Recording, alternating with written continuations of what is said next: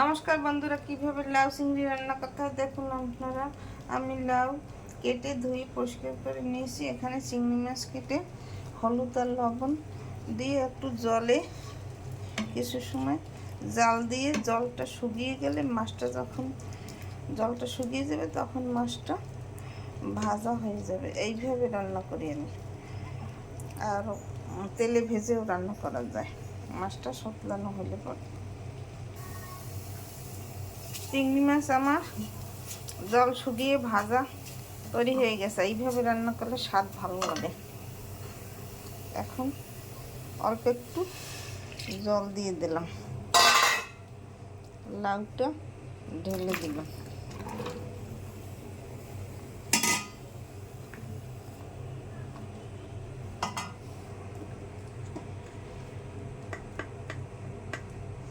আধা চামচ হলুদের গুঁড়ি,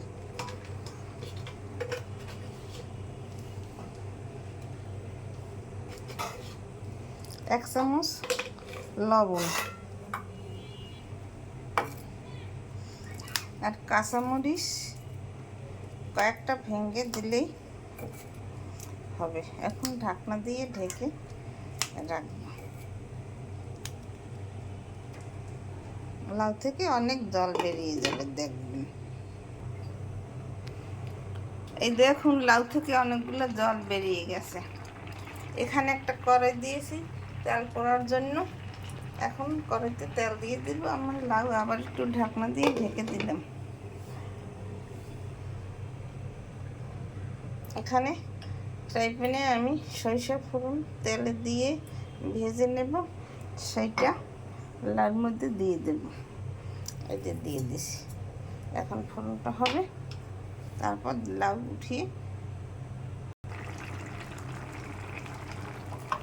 লাউ আমার সিদ্ধ হয়ে গেছে। লাউ এখন বারবার এরকমভাবে নেড়ে দিতে হবে, না নাড়লে লাউ স্বাদ লাগে না। এখন আমি তেল এই যে দিয়ে দিলাম সরিষা ফোড়ন। স্বাদের জন্য এক চামচ চিনি দিয়ে দিলাম।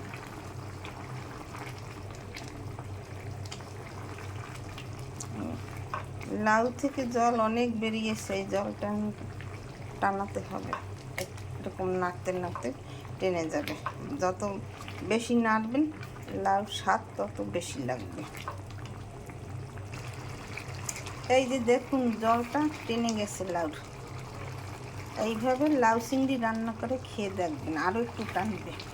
তারপর আমি একটা পাত্রে তুলে নেব। দেখুন, দেখতে কত সুন্দর হয়েছে লাউ চিংড়ি।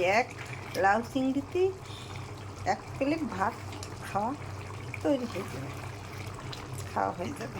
দেখুন আপনারা এইভাবে আপনারা রান্না করে খেয়ে দেখবেন, খেতে খুব সুস্বাদু লাগবে।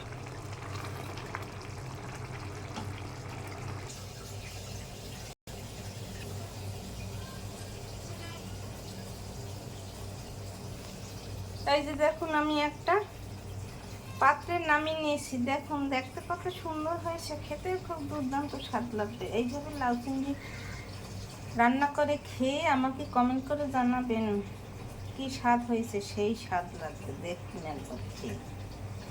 লাউটা খুব সুন্দর ছিল, তাই খুব গলে গেছে। দেখুন, আমার চ্যানেলটিকে লাইক কমেন্ট শেয়ার করে পাশে থাকবেন। ধন্যবাদ, থ্যাংক ইউ।